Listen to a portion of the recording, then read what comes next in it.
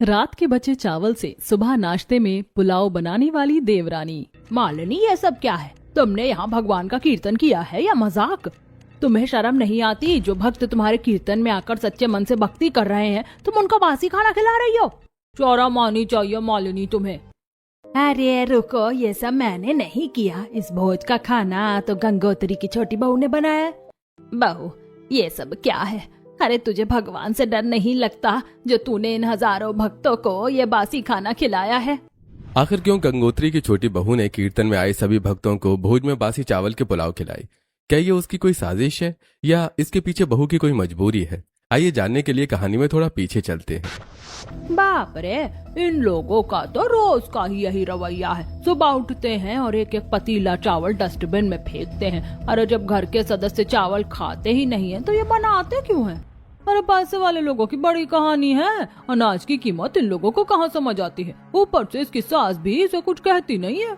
तभी पीछे से आती गंगोत्री कहती है, अरे ऐसा नहीं है सुमित्रा बहन, मैं बस बहस नहीं करना चाहती बहू से। ऊपर से मेरे पति की लाखों की कमाई होती है, इसीलिए मैं अपनी बहू को कोई रोक टोक नहीं करती। लड़ाई झगड़ा करके क्या फायदा? बाकी बुरा तो मुझे भी लगता है जब मेरी बहू इतना अनाज डस्टबिन में फेंकती है। अब इसी तरह रात को फिर से शिखा ढेर सारे चावल और राजमा बनाकर डाइनिंग टेबल पर रख देती है। बहू, एक रोटी मिल जाती तो ठीक रहता। पर पापा जी, वो तो मैंने बनाया नहीं। आप जानते तो हैं कि मैं रात को सिर्फ चावल बनाना पसंद करती हूँ। इतनी गर्मी में रोटी कौन बेलेगा? ऊपर से नौकरानी के हाथ का आप लोग कुछ खाते नहीं हैं। उसको सिर्फ बर्तन धोने के लिए रखा है। अगर रोज रोटी खाना है तो नौकरानी को बोलिए वो बर्तन के साथ खाना भी बनाए। नहीं नहीं बहू, खाना हम किसी और के हाथ का नहीं खाएंगे। पता नहीं क्या कैसे बनाएगी, बर्तन धो देती है, बस वही ठीक है। अरे आप खा लीजिए चावल, सुबह कुछ और खा लीजिएगा।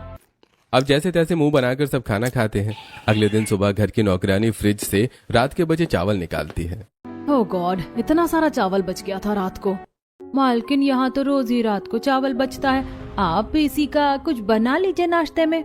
अरे तुम तो जानती हो ना, हम अमीर घर से हैं, हम बासी खाना खाएंगे। अरे फेंक दो इसको। अरे नहीं, रहने दीजिए, मैं इसे ले जाती हूँ।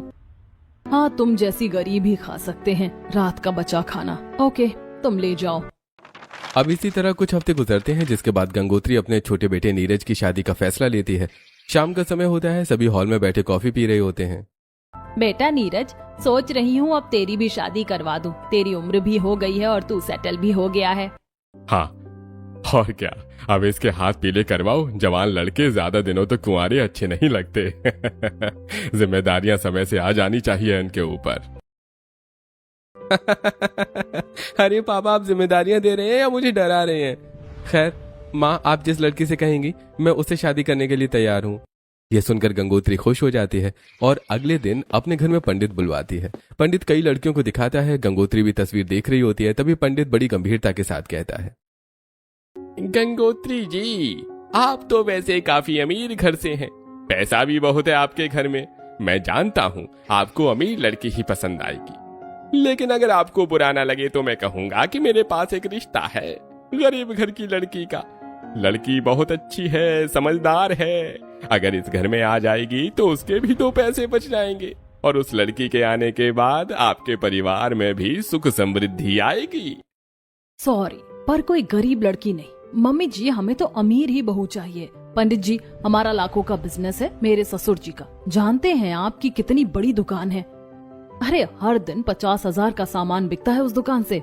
बहू, पैसा बहुत है, लेकिन इसका मतलब ये नहीं है कि हमारे अंदर अहंकार आ जाए। अगर वो लड़की लाचार है, हमारे घर में आकर उसकी जिंदगी संभल जाएगी, तो हमें उस गरीब लड़की को अपने घर की बहू बना लेनी चाहिए। पंडित जी, मुझे ये रिश्ता मंजूर है, हम कल ही उसके घर जाएंगे। ये सुनकर शिखा बहुत ज्यादा चिढ़ जाती है। अब अगले दिन गंगोत्री अपने पूरे परिवार के साथ उस गरीब लड़की के घर पहुंचती है। अरे आप लोग अंदर बैठिए ना आकर, हमारा परिवार तो आपका ही इंतजार कर रहा था। बेटी जाओ, सबके लिए नाश्ता ले आओ। अब सोनिया अपनी रसोई में आती है और 2 से 3 तरह के पकौड़े, चाय, कॉफी बनाकर लड़के वालों के पास लेकर आती है।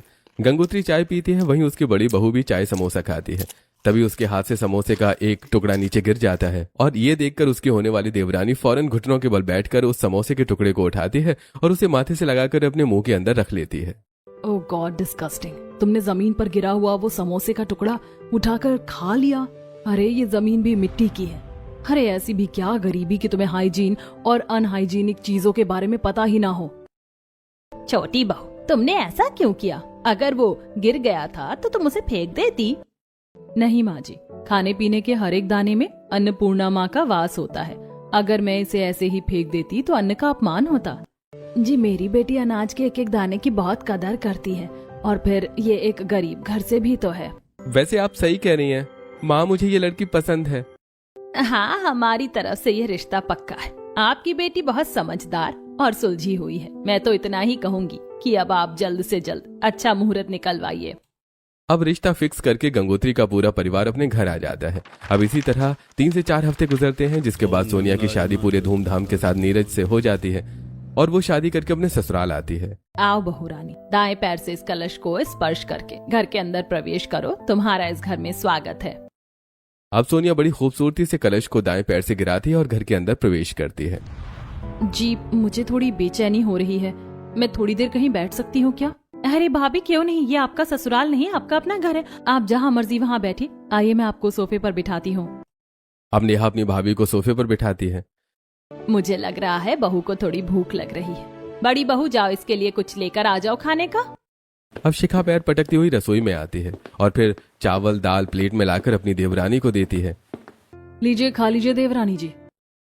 अब सोनिया 2 से 3 चम्मच चावल दाल खाती है।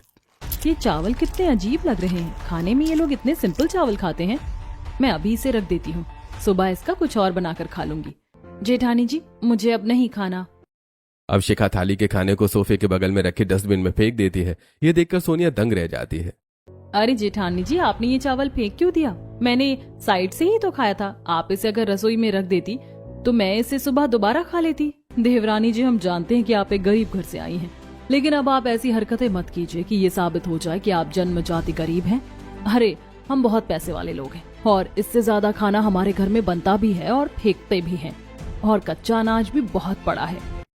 ठीक है, कोई बात नहीं, लेकिन मुझे बिल्कुल भी अच्छा नहीं लगा कि आपने मेरे सामने अनाज फेंक दिया। कोई बात नहीं बहू, अब इतनी चिंता मत करो। तुम्हारे ससुराल में किसी चीज की कमी नहीं है। जाओ तुम आराम कर लो। अब सोनिया कमरे में आती है और आराम करती है। अगले दिन सुबह सोनिया नहा धोकर रसोई में आती है तो देखती है कि उसकी जिठानी ढेर सारे पराठे बना रही है। दूसरी तरफ नूडल्स और पास्ता भी पक रहा है। उठ गई देवरानी जी? जी जेठानी जी, लेकिन आप ये खाना पीना क्यों बना रही है? आज तो मेरी पहली रसोई थी ना। अब सोनिया फ्रिज खोलती है। अरे जेठानी जी, फ्रिज में इतने सारे रात के बचे हुए चावल रखे हैं, फिर आपने इतना सब कुछ क्यों बनाया? हम इन्हीं चावल से कुछ बना के खा लेते। तभी वहाँ मनोरमा आती है। छोटी मालकिन, इस घर में कोई बासी खाना नहीं खाता, और ये रात के बचे चावल तो यहाँ रोज डस्टबिन में ही फेंकते हैं।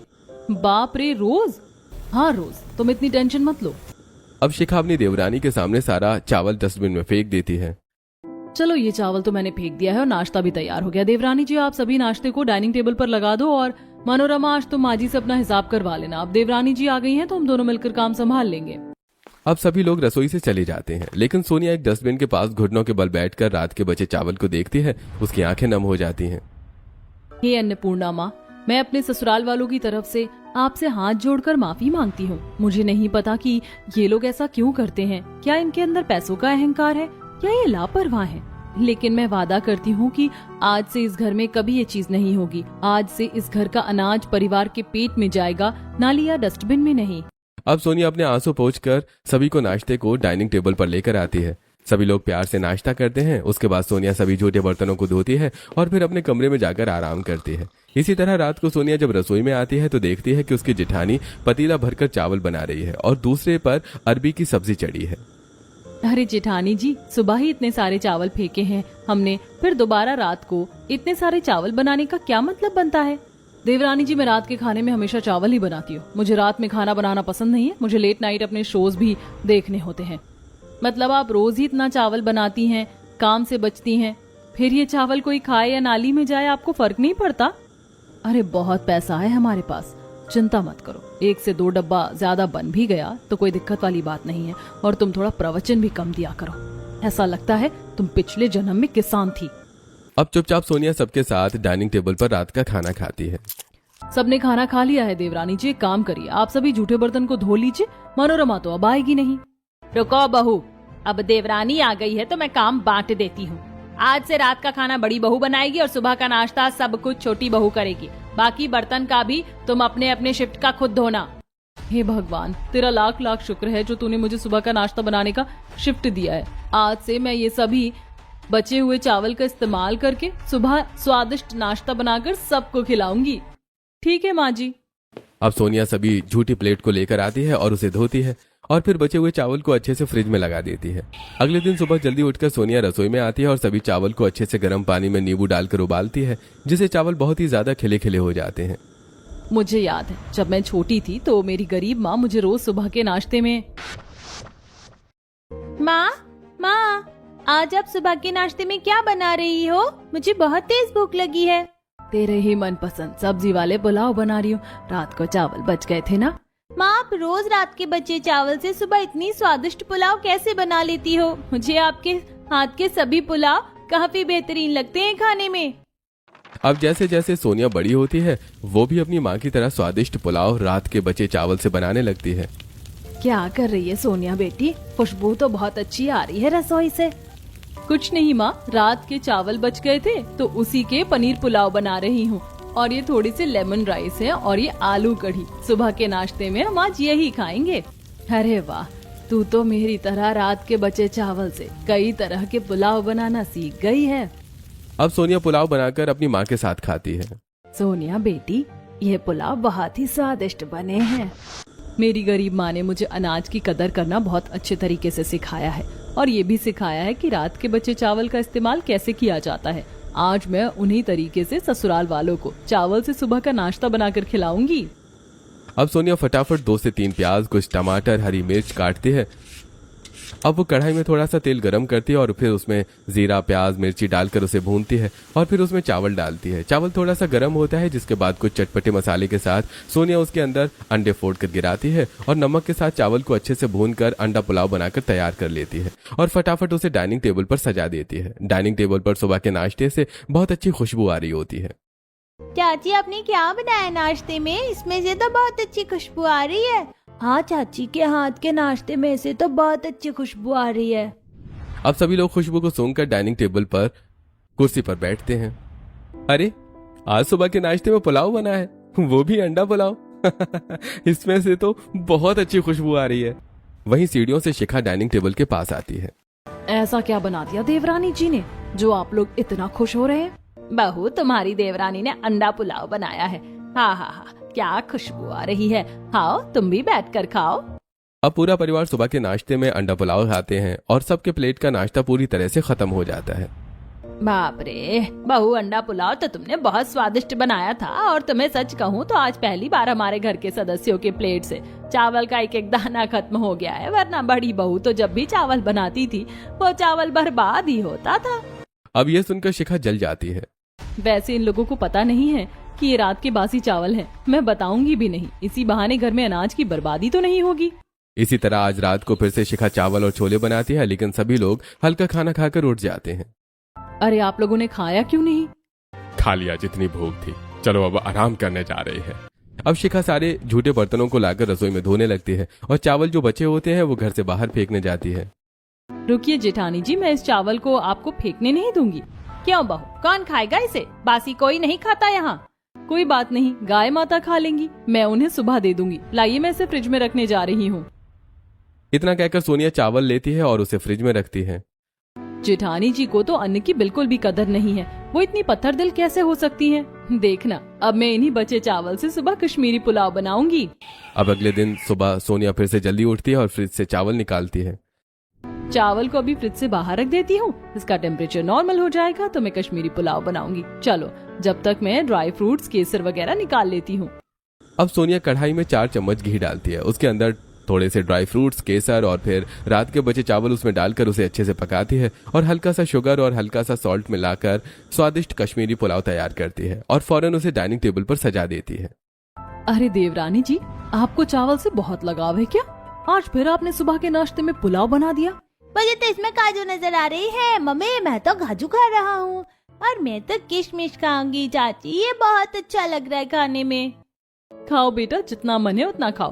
वैसे जेठानी जी, आपको पता है सुबह के नाश्ते में हमें हल्का ही खाना खाना चाहिए और चावल में कोई भारीपन नहीं होता, वो हल्का ही होता है। और फिर मम्मी और पापा जी की उम्र भी ज्यादा हो गई है। बात तो बिल्कुल सही कही है तूने छोटी बहू। चलो अब सब नाश्ता कर लो। अब सभी लोग खुशी से नाश्ता करते हैं। भाई वाह, मजा आ गया खाना खाकर। क्या पुलाव बना है। हाँ, पुलाव तो बहुत स्वादिष्ट है भाभी। मेरी पत्नी इतना अच्छा खाना बना लेगी, मैंने सोचा भी नहीं था। वैसे भाभी, आपने कभी इतनी स्वादिष्ट चावल नहीं बनाए। आपके चावल तो हमेशा मोहल्ले के डस्टबिन में ही फेंकने पड़े हैं।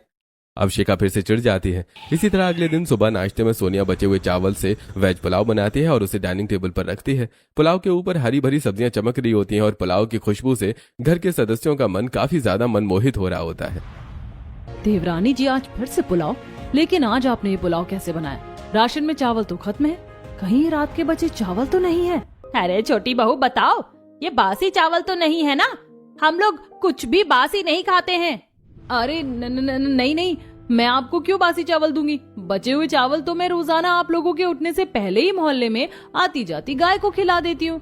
और खाना बनाने वक्त आप लोग सो रहे होते हैं, उस वक्त मैं ब्लिंकिट से ये फ्रेश इंडिया गेट राइस मंगाती हूँ। पुलाव के चावल अलग आते हैं ना। अरे वाह, तुम तो बड़ी टैलेंटेड हो। खैर, पुलाव आहा बहुत स्वादिष्ट बना है। तुम ऐसे ही रोज सुबह सुबह के नाश्ते में अलग अलग तरीके के पुलाव बनाया करो सोनिया। जी बिल्कुल। वहीं अब मोहल्ले के लोग गंगोत्री से, क्या बात है गंगोत्री, तुम्हारी बहू के अंदर खाना पीना बनाने का तौर तरीका आ गया क्या? अब मैं उसे देखती नहीं हूँ डस्टबिन में चावल फेंकते हुए। सही कहा, आजकल तुम्हारी बड़ी बहू चावल फेंकती हुई नजर नहीं आती। गंगोत्री ये सुनकर थोड़ी सोच में पड़ जाती है। अरे अब उसकी देवरानी आ गई है और अब वो उसकी थोड़ी मदद कर देती है, तो मुझे लगता है शायद मेरी छोटी बहू का खाना पीना बनाने का अंदाजा ठीक है, इसीलिए खाना बर्बाद होना बंद हो गया है अब घर में। और अगर बचता भी है कुछ, मेरी छोटी बहू से गाय को दे देती है। इसी तरह कुछ हफ्ते गुजरते हैं और एक दिन सोनिया सुबह के नाश्ते में सबके प्लेट में पनीर पुलाव परोस रही होती है कि उसकी खुशबू मोहल्ले के लोगों के नाक में जाती है और वो खुशबू सुनकर गंगोत्री के घर के अंदर दाखिल होते हैं, जहां गंगोत्री का पूरा परिवार डाइनिंग टेबल पर नाश्ता कर रहा होता है। बहुत अच्छी खुशबू आ रही तुम्हारे घर से। क्या खा रही हो नाश्ते में ऐसा गंगोत्री? अरे जल्दी बताओ क्या बनाया, पेट में चूहे कूद रहे हैं। सुमित्रा चाची, बसंती चाची, सुबह के नाश्ते में मेरा पूरा परिवार पनीर पुलाव खा रहा है। सुबह सुबह पुलाव? हमारे घर में तो सुबह सुबह लोग पराठे पूरी सब्जी खाते हैं। हाँ, मेरे घर में भी यही होता था जब तक मैं नाश्ता बनाती थी, लेकिन जब से देवरानी जी को नाश्ता बनाने को कहा है, वो रोज चावलों से पुलाव ही बना देती हैं। चावल से इनको कुछ ज्यादा ही लगाव है। अब मैं अपनी जेठानी जी को कैसे बताऊं कि मुझे चावल से लगाव नहीं, अनाज से लगाव है, जिन्हें ये बर्बाद कर रही थी, उन्हें अब मैं इस्तेमाल कर रही हूँ। हाँ, आप ऐसा कह सकती हैं जेठानी जी। बाकी आप लोग खड़े क्यों हैं? आइए ना, आप लोग भी खाइए, बहुत सारा पुलाव बनाया है मैंने। अब पड़ोस के लोग भी खुशी से नाश्ते में सोनिया के हाथ का पुलाव खाते हैं। अब इसी तरह एक दिन अपने बड़े से दुकान में बैठकर भूपेंद्र नाश्ता कर रहा होता है और उसके टिफिन में सोया पुलाव होता है, जिसकी खुशबू अन्य दुकानों में जा रही होती है। अरे भूपेंद्र भाई, तुम्हारी दुकान से इतनी अच्छी खुशबू कैसे आ रही है खाने की? क्या खा रहे हो तुम? अरे भाई, मुझे भी बहुत अच्छी खुशबू आ रही है। कुछ तो बेहतरीन है तुम्हारे टिफिन में आज। अरे आज सुबह सुबह जल्दबाजी में नाश्ता नहीं कर पाया था, वही नाश्ता दुकान पर कर रहा हूँ। अगर तुम्हें खुशबू इतनी ज्यादा अच्छी लग रही है तो आओ, तुम भी मेरे साथ बैठकर नाश्ता कर लो। अब अन्य दुकान के लोग भी भूपेंद्र की दुकान में बैठकर सोया पुलाव खाते हैं। अरे भाई, नाश्ते में बने ये पुलाव तो बहुत स्वादिष्ट है। कौन से चावल खाते हो तुम लोग? अरे हाँ हाँ, मुझे भी बताओ, ये तो तुम्हारी बहू नहीं बनाया होगा। कौन से चावल इस्तेमाल करती है तुम्हारी बहू? कितने खिले खिले और स्वादिष्ट सोया पुलाव बनाया है उसने। मेरी बहू को बहुत तरीके के पुलाव बनाने आते हैं, बाकी चावल का मुझे नहीं पता कि वो कौन से चावल इस्तेमाल करती है। क्योंकि जब तक मैं उठता हूँ तब तक सुबह के नाश्ते में मेरी बहू पुलाव बनाकर रख देती है।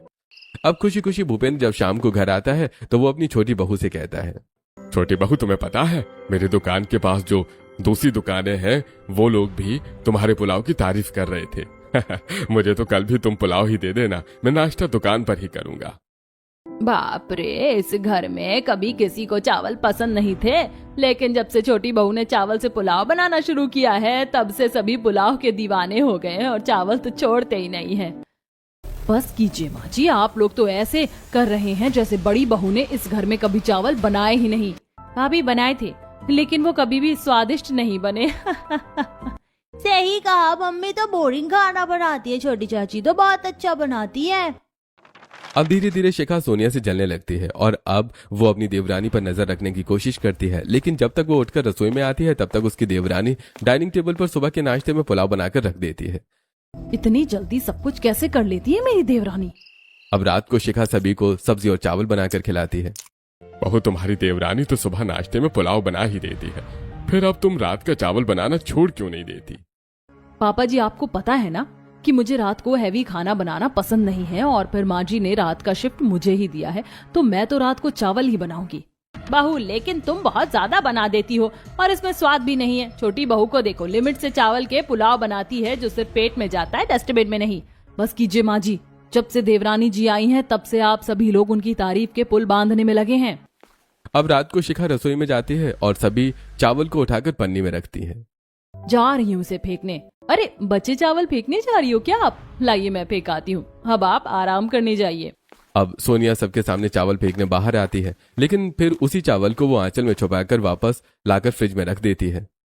अच्छा है सब सोने चले गए, वरना मुझे तो आज ये चावल फेंकना ही पड़ जाता। अब इसी तरह एक दिन सोनिया अपने ससुर का टिफिन लेकर दुकान की तरफ जा रही होती है, जहाँ दुकान में फोन पर भूपेंद्र किसी से रोता हुआ बात कर रहा था। अरे क्या बताऊं भाई साहब, मुझे लग रहा है कि अब मुझे अपनी ये दुकान बंद करनी पड़ेगी। मुझे बहुत चिंता हो रही है। शुरू से घर वालों को लग्जरी लाइफ दी है, लेकिन अब पैसे नहीं है कि दुकान का सामान भी भरवा पाऊं। मैंने ये बात सबसे छुपा रखी है, सोचता हूँ किसी को बताऊंगा तो उसे भी चिंता होगी। दूर खड़ी सोनिया ये सब सुनकर, अरे बाप रे, पापा जी को पैसों की जरूरत है और वो ये बात किसी से नहीं कह रहे। कम से कम अपने बेटों से तो वो कह सकते थे ना, वो भी तो नौकरी करते हैं। खैर, इन्होंने इतना अन्न बर्बाद किया है, इनके घर में पैसों की अकाली तो पड़ेगी ही, लेकिन मैं इनको इस मुसीबत से बाहर निकालूंगी। मैं पैसों में कटौती करूंगी। अब सोनिया बाजार से सस्ते राशन खरीद के लाती है और सब्जी भी सस्ते दाम में लेती है। बहू, हरी भरी महंगी सब्जी ले, ये सस्ती सस्ती सब्जी क्यों खरीद रही है? कोई बात नहीं मम्मी जी, इन्हें भी मैं अच्छे से बना लूंगी। इतना ही नहीं, अब सोनिया अपनी जेठानी पर भी निगरानी रखती है जब वो रात का खाना बनाती है। जेठानी जी, शायद हॉल में आपका फोन बज रहा है। अच्छा 1 मिनट, अभी आई, ठीक है। अब जैसे ही शिखा बाहर जाती है, सोनिया आधी दाल आधे चावल निकालकर वापस डिब्बे में रख देती है। जेठानी जी को बिल्कुल भी अंदाजा नहीं है कि कितना खाना बनाना चाहिए, इससे कितनी बर्बादी होती है, पैसों की भी और अनाज की भी। अब सोनिया वहां से चली जाती है। कुछ देर बाद शिखा वहां आकर रात का खाना बनाती है और सबको खिलाती है। अगले दिन सुबह जब सोनिया रसोई में आती है तो देखती है कि आज काफी थोड़े से चावल बचे हैं। चलो, मेरी निगरानी की वजह से आज रात के कम चावल बचे हैं। आज मैं थोड़े बचे हुए चावल के पुलाव और पराठे बना लेती हूँ। अब सोनिया वेजिटेबल पुलाव और आलू के पराठे बनाकर घर वालों को देती है। अरे बाप रे, आज तो पुलाव के साथ साथ पराठे भी खाने। और इसके बाद वाला चैनल कब तक दोगे आप? एक और चैनल चाहिए, वो कब तक मिलेगा? भाई देखो, आप ये चैनल ले रहे हो, एक चैनल और है, वो बंदा लेगा। उसको बंदे से पेमेंट आप दोगे तो पेमेंट देके खरीदना है चैनल, इसीलिए वो बंदा परेशान है सुबह से। अच्छा, और नेक्स्ट चैनल ले लेगा, 2-4-10 दिन में आ जाएगा। तो अभी तो कोई चैनल फिलहाल की नहीं है, एक ही था। और मोनेटाइज चैनल बचता नहीं है भाई, ठीक है। जैसे आप हो ना, आपने होल्ड कराया था, ऐसे बंदे 1000-500 रुपये भेज देते हैं, चैनल होल्ड करा देते हैं। चलिए हम भेज रहे हैं आपको पैसे। सुनिए, चैनल का हाँ ठीक है, कोई दिक्कत नहीं, उसके लिए टेंशन नहीं। देखिए अगर आपने कुछ गलत किया, एक बार 12,000 रुपये मेरा डूबा है। हाँ, अरे मेरे पास जैसे एक बात एग्जाम्पल से बता दे रहा हूँ आपको, अगर आपने कुछ आपने डूबा है, सुनो, 12,000 आपने जब बंदों को पेमेंट दिया, उसने आपको अगर 12,000 तुरंत पेमेंट किया, तुरंत अगर पेमेंट कंप्लेंट मारोगे तो तुरंत एक्शन ले लेगा, उसके अकाउंट में क्लीन लग जाएगा, पेमेंट आपका तुरंत रिटर्न हो जाएगा।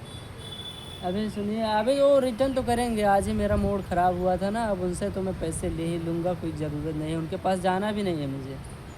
उस समय मैं शांत हो गया था, अभी तो पैसे मैं उनसे, उनका नंबर और पेमेंट, 12,000 रुपये भाई, तुम्हारी तो 1 महीने की सैलरी होगी साला। तो समझ लो कि सूरत में, सुनिए, सूरत में है, काम भी नहीं चल रहा है, कैसे कैसे एडजस्ट करके 5,000 रुपये हम आपके लिए कर लिए हैं, आपको देने के लिए। समझ लीजिए, भैया से उधार लिए हैं पैसे।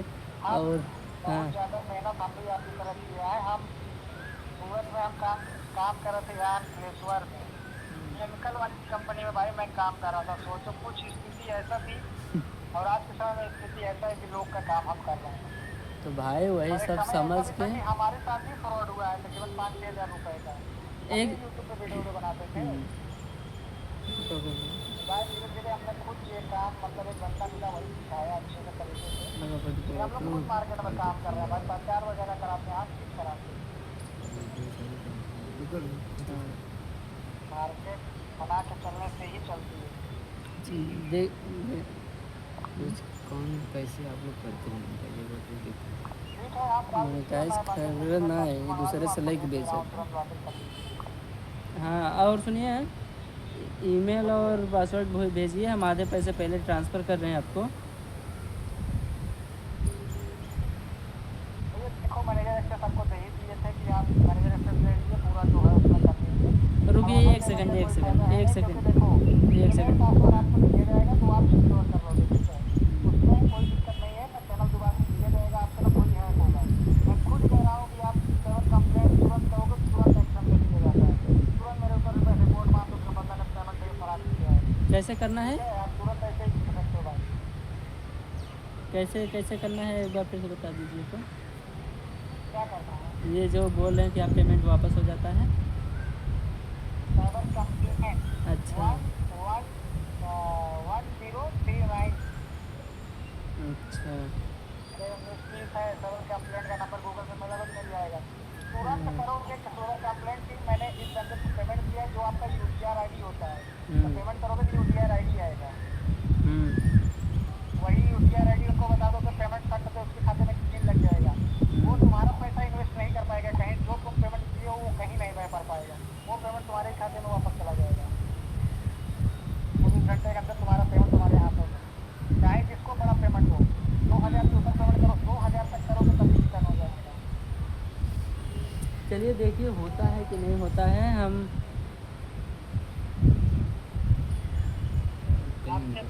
आपने बोला भाई मैनेजर एक्सेस दे दो, मैंने तुरंत दे दिया भाई। लो चलिए ठीक है, कोई दिक्कत नहीं यार। देखिए बहुत मेहनत से पैसा ये वाला हुआ है, अगर इसमें आपने कुछ गलत किया मुझे बहुत अच्छे से पता है कंपनी तो भाई समझ लेना कि पैसा लेने भी आता है मुझे।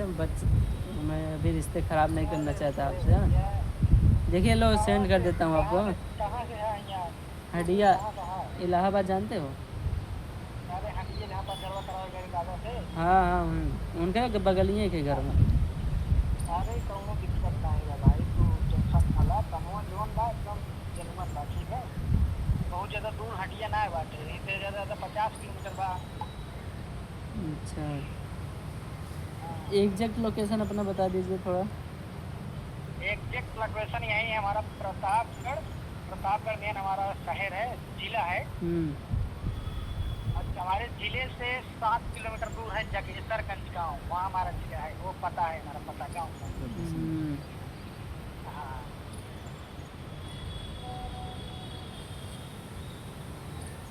चलो ठीक है भेज देते हैं। भरोसे के लिए ही प्रचार वचार करता रहा, ऐसे नहीं एक प्रचार कोई भी कर देगा और बस हो गया। चैनल वगैरह के लिए इसमें दिक्कत नहीं होता भाई, चैनल भेजा भी जाता है, दिया भी जाता है। चलो ठीक है, हम पेमेंट आपको तुरंत कर रहे हैं। कह रहे हैं कि ठीक है, आप करिए, बस आईडी पासवर्ड भेज देना। 4,900 कर दे रहे, 100 रुपये तो रहने दो हमारे पास बस। अरे ठीक है यार। बात ये पैसे नहीं थे, नहीं तो पूरा डाल देते आपके पास। अरे ठीक है। लो 4,900 हो गया है। QR पे यार 2,000 जाएगा क्या एक बार में? अगर डायरेक्ट इससे उठाओगे गैलरी से तो 2,000 आएगा।